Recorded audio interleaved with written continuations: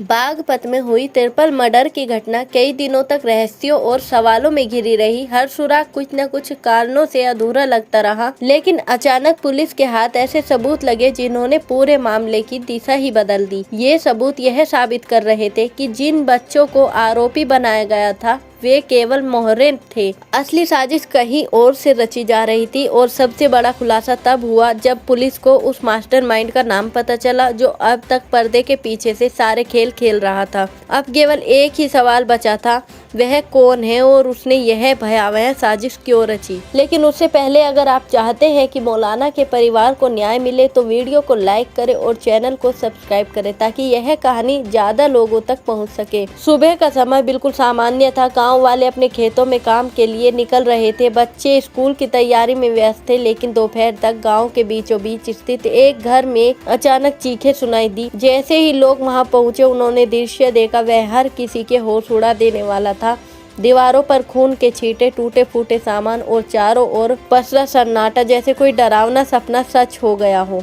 शुरुआत में पुलिस का शक किसी बाहरी व्यक्ति पर गया, लेकिन पता चला कि मौलाना उस समय घर पर नहीं थे। कई लोग मानने लगे कि घर के अंदर कुछ गड़बड़ थी और हो सकता है कि मौलाना का भी इसमें कोई हाथ हो। पुलिस ने तुरंत मौलाना को पूछताछ के लिए बुलाया। थाने में उनका चेहरा डर और दर्द से भरा था। वे बार बार कह रहे थे, मैं निर्दोष हूँ, मैंने कुछ नहीं किया। उस दिन मैं देवमद में था। कैमरा रिकॉर्ड देखे, मैंने खुद इसे चालू किया था क्योंकि मुझे पहले से शक था कि कुछ गलत हो सकता है। पुलिस ने उनके घर के सीसीटीवी रिकॉर्ड्स देखे। बाहर का कैमरा चालू था लेकिन अंदर का बंद था। वहीं बाहरी कैमरे में एक बच्चा दिखाई दिया जिसके कपड़ों पर खून के निशान थे। बच्चे ने पूछताछ में स्वीकार किया कि उसने और उसके दोस्त ने यह सब किया क्योंकि वे मौलाना से नाराज थे। पुलिस हैरान रह गई, इतनी कम उम्र के बच्चों द्वारा इतनी बड़ी वारदात। गाँव में खबर आग की तरह फैल गई। लोग सोचने लगे, क्या सच में बच्चे इतने चालाक हो सकते हैं या उनके पीछे कोई मास्टरमाइंड है जिसने उन्हें बहकाया और इस्तेमाल किया। जांच आगे बढ़ी और मौलाना के साले ने बयान दिया कि बच्चे अकेले ऐसा नहीं कर सकते, किसी ने उन्हें उकसाया है, यह मासूम है, बस इस्तेमाल किए गए। पुलिस ने घटनास्थल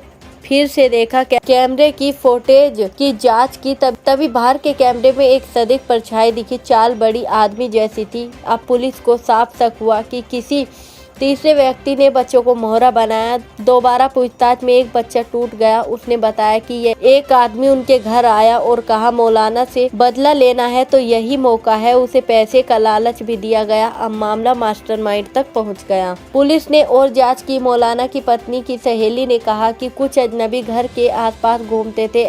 पास की दुकान के सीसीटीवी में वही आदमी दिखा जो वारदात वाले दिन मौलाना के घर के पास आया। जांच और आगे बढ़ी, लेकिन जैसे जैसे सबूत सामने आए गांव का माहौल और तनाव पूर्वक हो गया। अफवाहें फैल गई। सोशल मीडिया पर junction for Maulana family trend करने लगा। पुलिस ने देवबंद के कैमरा रिकॉर्ड की पुष्टि की। यह साबित हुआ कि मौलाना उस वक्त सच में वहां थे, यानी निर्दोष। अब सवाल यही था, बच्चों को मोहरा बनाकर यह साजिश किसने रची। साले ने बताया कि मौलाना का जमीन विवाद चल रहा था। पुराने रिकॉर्ड्स में पता चला कि 3 महीने पहले जमीन के झगड़े में एक व्यक्ति ने धमकी दी थी। वह अब गायब था। पुलिस ने उसके घर से खून से सने कपड़े और टूटे हुए सीसीटीवी पार्ट्स बरामद किए। सबूत अब स्पष्ट थे, यही व्यक्ति मास्टरमाइंड था। उसने योजना बनाई कि जब मौलाना घर पर नहीं होंगे तब हमला होगा ताकि शक उन्हीं पर जाए। जैसे ही यह खबर फैली गांव वालों की सोच बदल गई। मौलाना निर्दोष साबित हो गए। सोशल मीडिया पर लोग वीडियो बनाकर पोस्ट करने लगे। मीडिया की हेडलाइन भी बदल गई, मौलाना निर्दोष, साजिश का मास्टरमाइंड पकड़ाया गया। पुलिस ने बच्चों को बाल संरक्षण गृह भेजा जहाँ उनकी मानसिक जाँच शुरू हुई। अधिकारियों ने कहा कि बच्चे भी साजिश का शिकार है। गाँव में माहौल बदल गया। अब हर जगह एक ही आवाज थी, सच की जीत। इस केस ने साबित किया कि कभी कभी जो दिखाई देता है वही सच नहीं होता। सच तक पहुंचने में समय लगता है, लेकिन वह हमेशा सामने आता है। बागपत का यह मामला अब सिर्फ हत्या का नहीं बल्कि इंसाफ और उम्मीद की कहानी बन गया। जैसा मौलाना ने कहा, असली जीत